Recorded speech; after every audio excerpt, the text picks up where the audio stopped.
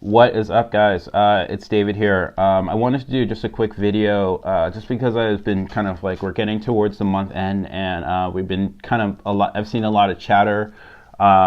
We've all been trying to figure out campaign budget optimization, and so one of the things that I wanted to do was kind of share some of my strategies, what I've kind of learned over the last month after the Facebook. It's clear that they changed their algorithm, so things have been changing in the marketplace.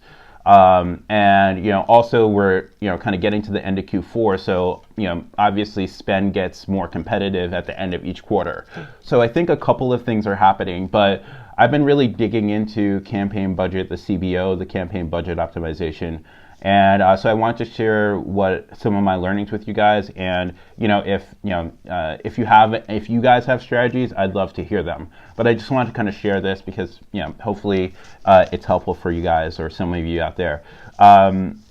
So the interesting thing, so campaign budget optimization, some people love it, some people hate it, and here's what I've come to realize literally over the last couple of days, because I've been struggling with it, because I have some clients where it's working great for, and I have some clients where it just destroyed their campaigns. So here's where I think, I want to kind of just show you guys what I've seen and how I used it and how I plan to use it in the future. And if you guys have any experience with this or you see the strategy work, definitely let me know.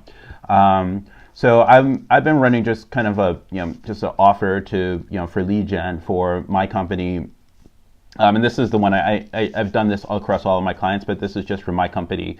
So we have a few different offers that we're running. I'm just going to run the one that performed the best, and so you can see it here. And so this is just kind of like it's a lead magnet for a boot camp, right? And I ran this specifically with CBO just because I've been kind of experimenting with it and want to see how it actually works. And initially I wasn't. So the interesting thing about CBO is that you have to trust Facebook to make a decision, right? And so when we have our own little ad sets, we don't necessarily have to, or we're doing manual bidding, we don't have to trust Facebook. And I think that manual bidding is amazing for scaling. It's amazing once you kind of have locked in your offer and you're trying to really optimize your CPA. But obviously it's not really that good when you're first starting out and you're still trying to figure out whether your offer works, what the price, what your CPA is going to be. We're still trying to figure out all the variations and try to kind of lock in each step of the journey, from copy to creative to landing page to audience. All this stuff is kind of very messy and it's expensive to kind of learn. And so what's interesting about CBO is that, before what we would say is you have to set a $5 or a $10 a day. A couple years ago, it was like you could set $2 a day budgets, then it was $5 a day, then it was $10 a day budgets specifically for new ad sets as you're testing them out. And so it got just really competitive to test lots of different variations of ad sets with your ads when you were just getting started out. Now, I think the opportunity with CBO is that changes, right? So you can test lots of different variations, but you don't have to have, say, a $5 or $10 budget every day. You can a $5 or $10 budget per ad set every day.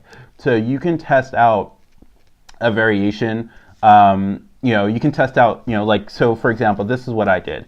I wanted to just test out a bunch of different ideas, hypothesis for my potential audience, and see who were going to be the people that were going to respond the best to it. And so what I did was I tested one ad set which had completely separate creative, and then I tested out different income ranges, as well as tested out different age ranges. So what that allowed me to do was I just kind of said, here, Facebook, here's a bunch of different types of segments of audiences. You guys figure it out. And I just set a $20 a day budget for them to figure it out. Whereas before CBO, I would have had to set maybe a $5 or $10 budget per day for each one of these ad sets, right? So you go from spending 1, 2, 3, 4, 5, 6, 7, 8, So say you say it's $10 times 8. So you're going from spending $80 a day to test to, I set a $20 a day budget for this. So basically now the budget is, it's $20 per day in the entire campaign, right? So you go from 80. So if you're running a test for a week, that goes from, $560 for the week to, 20 times $150 for the week for a test, right? So after the week, then you've tested, and then Facebook has given you the data, right? So I just spent $150 to test the audiences versus the creatives that I have, right? So that's great. Now I have an idea. So why don't we dig into the numbers? So if we look at this test over the last week, I spent $194 on, I guess this is this month. I spent $194, but really this campaign has only been running for a couple weeks, whatever. So you can see here that the things that I'm looking at are obviously the amount spent, because that, Facebook's kind of putting the money where they think it's the best spend for them and me, right? And I can change this. The cost per lead, which is $4.07, and then the CPM. These are the three things that I'm really kind of like looking at, obviously. And so what's interesting here is that this generic one, it's just this targeting Gary V plus ecom. It is it's $36.99, right? Sorry, the amount that we spent was $37 basically. The CPA is $4, and then the CPM is $20.